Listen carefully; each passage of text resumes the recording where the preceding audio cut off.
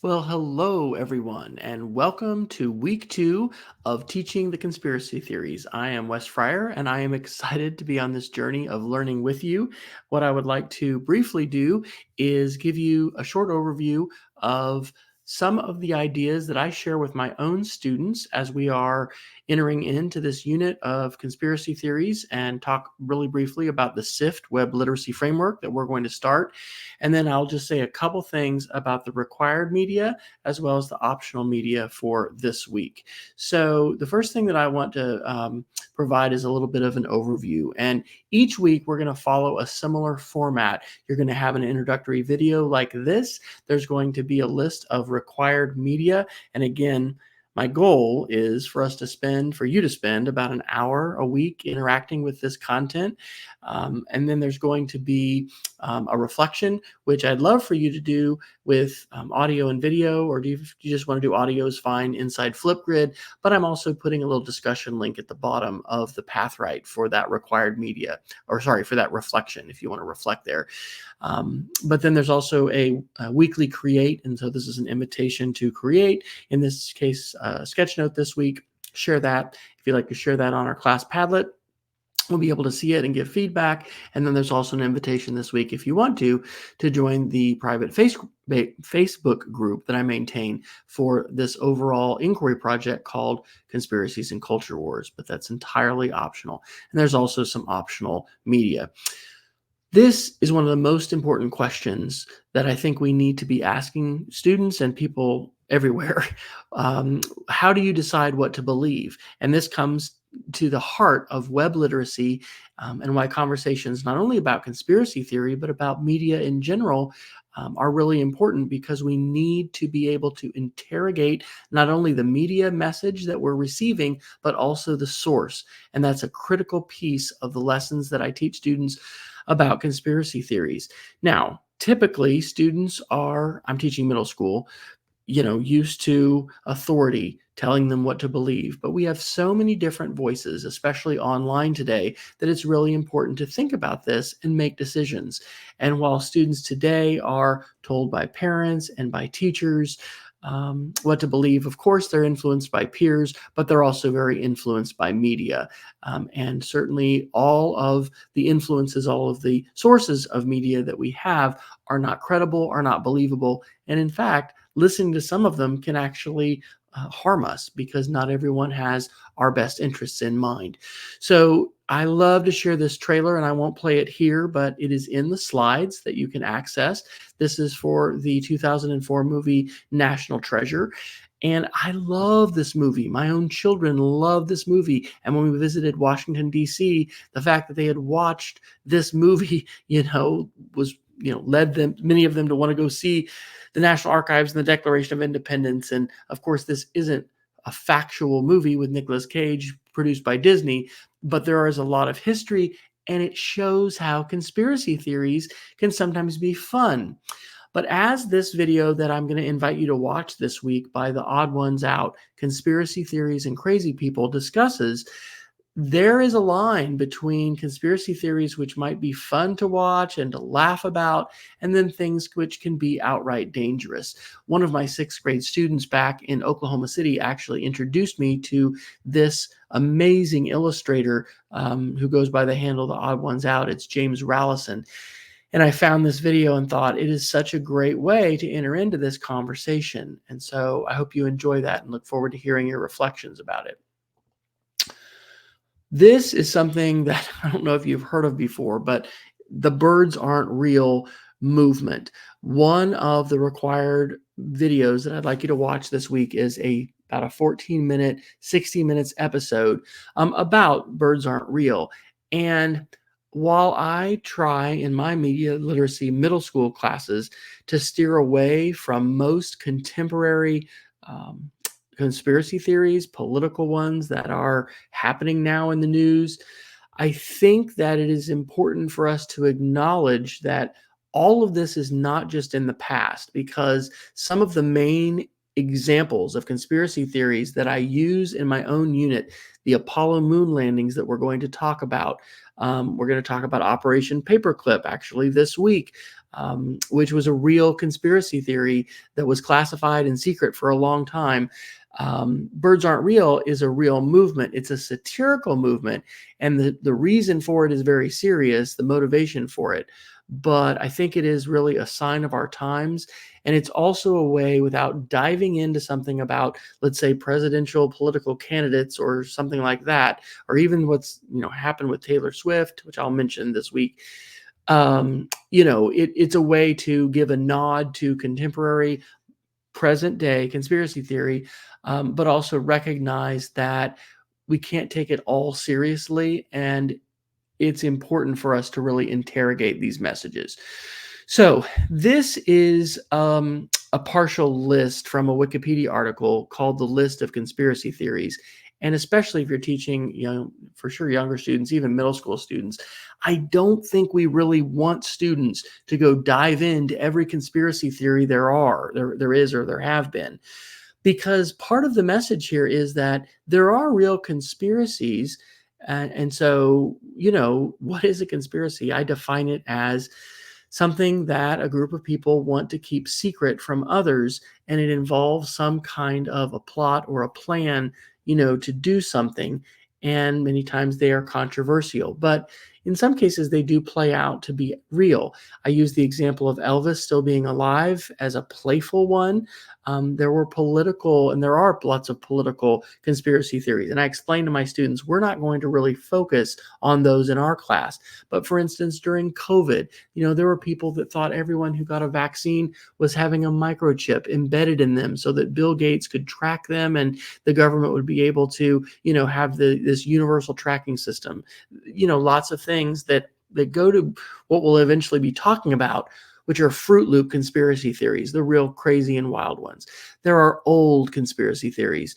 That gets back to National Treasure, right? The Knights Templar. They're a real group. Where did all their gold go? What happened to them? These are big questions, and there's conspiracies around those things.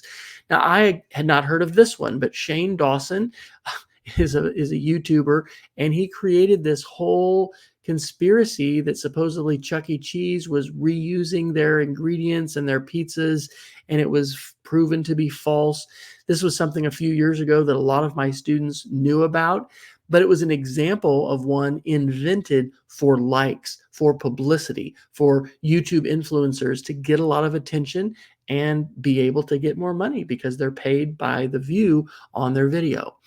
There are really contentious conspiracy theories like, are we alone in the universe, and are there aliens, and have intelligent, extraterrestrial beings landed on the earth? Is climate change real? Sadly, that is contentious. Over 90% of climate scientists today have consensus, and I think it's more than that. That's scientists in general, that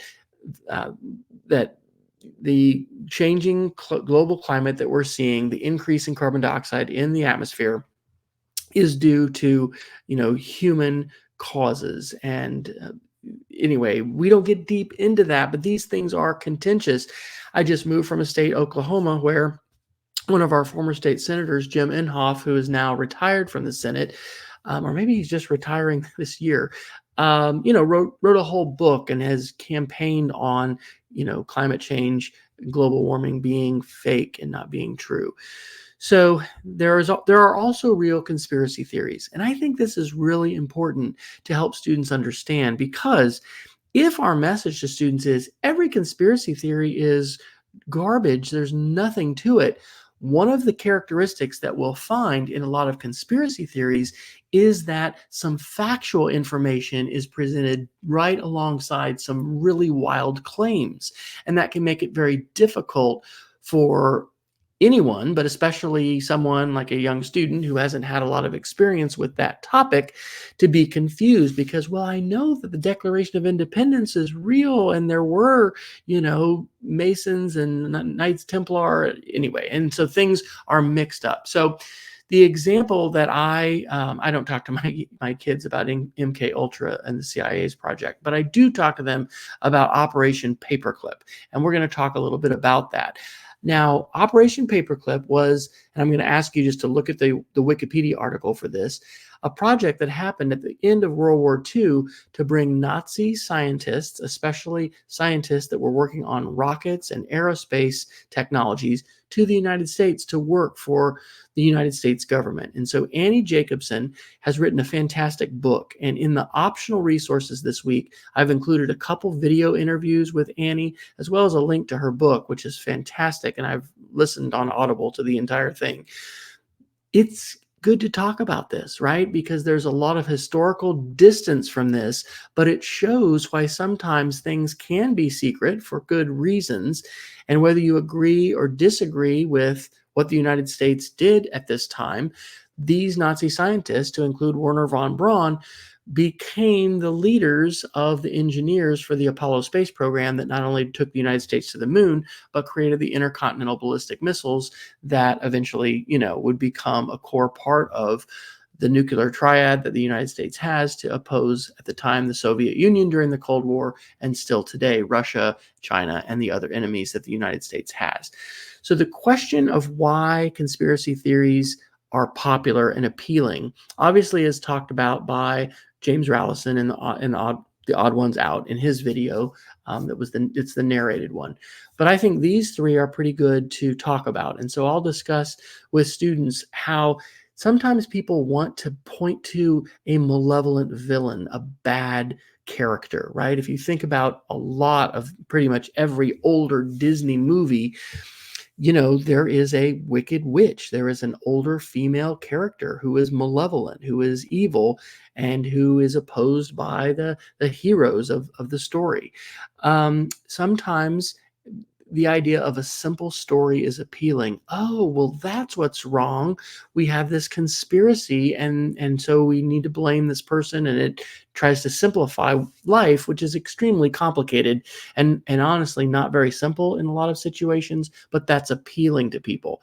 And then the third reason, and this is referenced in an article that I'm including in the optional resources this week, is that sometimes perhaps people find a conspiracy theory to be reassuring amidst times of complexity, chaos, and change, which we certainly find ourselves in today, and we have for some time. So I introduced the SIFT Web Literacy Framework to students, and I explained that when we encounter information that especially might get us upset or cause us to have some strong feelings, maybe some emotions, it's really, really important to stop and go through these steps. And so S is stop. Sometimes we, are just being advertised to. And I specifically tell my students, I am not opposed to advertising. I'm not opposed to capitalism. I think capitalism has generated tremendous wealth here in the United States and in many countries. But I think that we need to be aware of advertising and who is creating that message and why they are doing it, and be very critical in our understanding and our receiving of media messages. And this is really the heart of a lot of media literacy. So S is for stop. I is to investigate the source. And just because we know a source or it's trustworthy may not necessarily mean that source needs to speak about with authority a particular topic. But if we don't know the source, or if we're not even aware of who the source is, that should really be a flag to us, a warning that maybe I don't need to trust what this person or this group or individual is saying because I can't identify the source, or because they're not credible. And later, when we talk about the Apollo moon landings, we'll watch a video by a YouTuber who turns out to be a comedian and not someone generally who we would regard as an authority on Cold War history, or on the United States government, or current political realities, because this guy is a comedian. So the F is to find better coverage, and that means we need to take a look at that topic and who is someone that has authority and credibility that can speak to that, or a source that can do that. And then T, which I only do a little bit with my students, but I do it some, is to trace the original. And in some cases, like with a photograph, that can be really helpful, because sometimes images are used to say, oh, look at this bombing that just happened in the Gaza Strip in Israel. Oh, well, no, wait.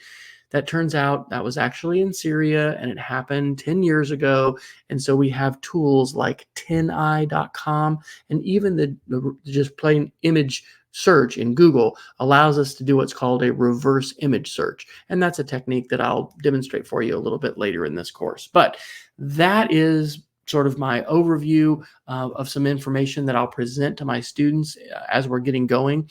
What I want to point out to you just really quickly is, I guess I want to preview this as a student. Am I doing that? Here, let me preview. Here's week 2. So this is required media.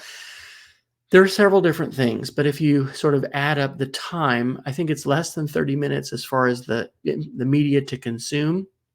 And then there's a current article from just 4 days ago on NPR talking about Taylor Swift and the Super Bowl conspiracy theories that are spreading and why those might be spreading. I've also got these Wikipedia articles to check out. I'm not asking you to read the entire thing, but I think it's good to scan them.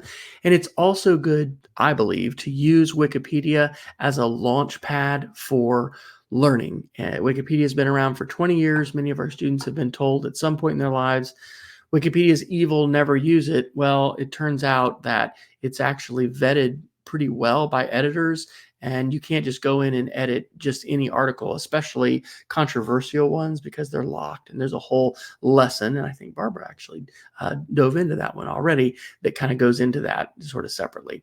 So the Flipgrid reflection today, this week, gives you a couple options. Tell us why what reasons for the popularity of conspiracy theories do you find most compelling of all those that are sort of discussed and suggested? Share with us if any of these were new to you or shed some new light on that particular reason. And then if you want to also tell us, or instead tell us in your professional context, why do you think these ideas are important? Again, if you'd like to respond with text or text and video, you can use the Flipgrid. That's the link to go right to that reflection. And you can also just reflect with text down below. In terms of a weekly create, I want to invite you to make a sketch note. And so I've got a link that explains about sketch notes. There's examples that you can see on the required media. And if you're willing, in addition to sharing on our class Padlet, I'd love for you to share your sketch note within our Conspiracies and Culture Wars private Facebook group. And I'm going to be doing the activities along with you this week, and for this class. And so what I want to encourage you on sketch notes is, it is not about trying to make great art. It's about really using some sketches, some actual pictures along with text to try to represent some key ideas. And that's really all a sketch note is. In terms of optional media, I think this might be a little overwhelming, but there's a whole bunch. From the official website of the Birds Aren't Real campaign, again, which is satirical, to an excellent article called Coronavirus Pandemic and the 7 Traits of Conspiratorial Thinking. Now, I don't share that with my middle school students, but this article is fantastic. And one of the authors of this article, which was on The Conversation, is John Cook. He wrote this with a number of other academics. And at the bottom of my optional resources here, I've got a link to a couple websites that John Cook maintains. The first one is called Skeptical Science, Getting Skeptical About Global Warming Skepticism. Then he's got this whole website called Cranky Uncle. And so this is a game, and you can download this from Google or from Apple, or you can play in your web browser to try to build resilience against misinformation. And I also have a link to an about page about him, which I think is here at the bottom. And so you can read about John Cook. He is a research fellow at the Melbourne Center for Behavior Change at the University of Melbourne.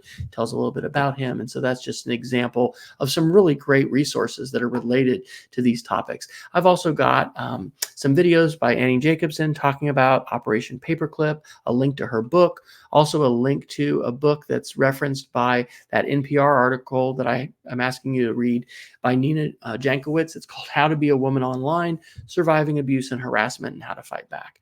Again, please remember, I am not asking you to read all these. This is the optional section, okay? Optional media.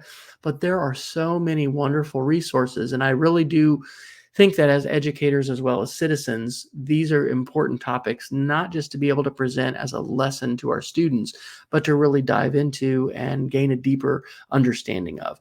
The last thing I'll mention, and I will just link to this really quick, is this podcast. It's 34 minutes from Gimlet Media. It's on the Reply All podcast, and it's called The Prophet. This is a crazy, crazy story. But this podcast right here was shared with me in 2019 when I attended the face-to-face media education labs week-long summit in Rhode Island, in Providence, Rhode Island, by a good friend of mine who has helped me a lot with this project. And it shows how this current landscape that we have with social media and with viral attacks on different individuals and people, we see that happening with Taylor Swift right now, works with a really convoluted, confusing, and many times opaque collection of actors. And so this was sort of the podcast that started it all. And so I want to reference that and just recommend it to you because I really think it is quite provocative. Each week, you're going to have a space for your weekly project report on your final project that they're talking about on Wednesdays. When we have our keynotes and those presentations. So I hope that's been helpful to you. I am very thankful for this opportunity to be able to share a lot of things that I have been learning and reading and watching and listening to really over the past 4 years on the topic of conspiracies and culture wars. But I hope that whatever your context is, and I'm glad to be able to get to know more about your situation in our Flipgrid and those introductory prompts that we had, this is going to provide you with useful ideas and information and practical ideas for lessons that you can share with your students. And I guess I should have gone full screen for the conclusion. So thank you so much. Good luck with week 2. I look forward to hearing what you pick out and reflect on and just continue. I will look forward to continuing to learn with you this week and in the weeks to come. Have a great one.